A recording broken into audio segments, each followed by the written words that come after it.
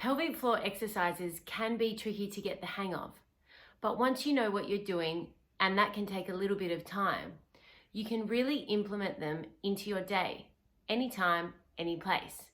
Just take a look. I'm doing them right now. Yeah, we've got that one, and the other one, I'm doing them right now. We're doing them right now.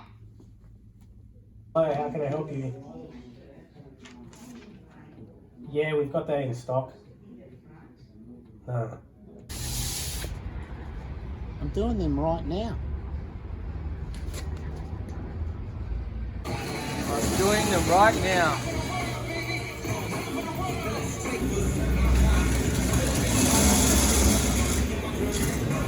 Doing them right now. Doing them now. We're doing them right now. The pelvic floor is a collection of muscles that lines the base of the pelvis. Think of the pelvis like a bowl, and the pelvic floor sits on the bottom of it. The pelvic floor is made up of a few different muscles, each being able to be activated in their own way, as well as a collective, so that you get an entire pelvic floor contraction. When considering the pelvic floor, we also need to consider the abdominal muscles. We have multiple layers of abdominal muscles, from superficial to deep. The most superficial layer is that six-pack that you would see on really ripped people. I'm not going to show you mine. The deepest layer is what we're going to be talking about when we're thinking about the pelvic floor.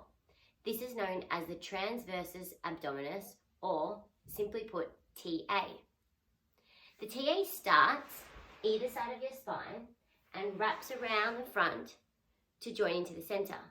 Think of it like a corset. So when it activates, it actually tightens the tummy and helps to stabilize the lower back. That's why activating your TA is very important with lower back pain. Pelvic floor and TA most commonly become dysfunctional after pregnancy or after someone experiences an injury to the pelvis or lower back. What we want to achieve with the pelvic floor and TA is actually a co-current contraction. So when you activate one, the other one contracts as well. We want to be sure that the pelvic floor is actually the thing initiating the co-current contraction of both the pelvic floor and the TA. This is what we're going to go through today.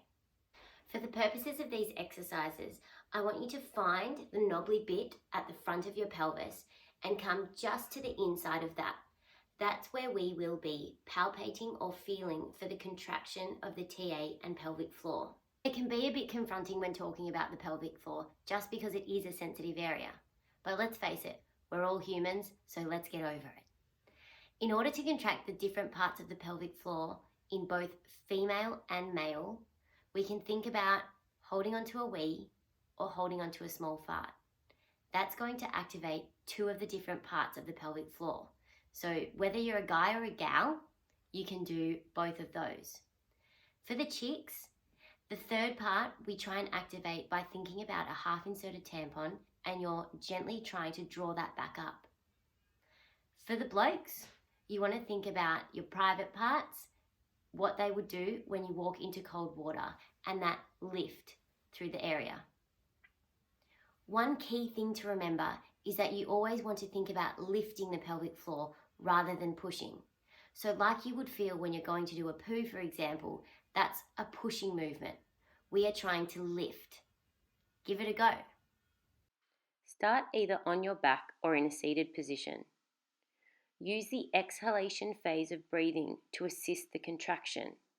So as you breathe out, you will aim to contract the pelvic floor. With your fingers feeling over the TA, you want to feel a gentle contraction underneath the finger pads as you contract your pelvic floor. This may or may not be present, but that's why we do this. We practice in order to link the pelvic floor and the TA. You can further progress the exercise by adding in leg movements, either dropping one knee out to the side or sliding one leg out to straight and back again. Always using your breathing cycle to assist the contraction.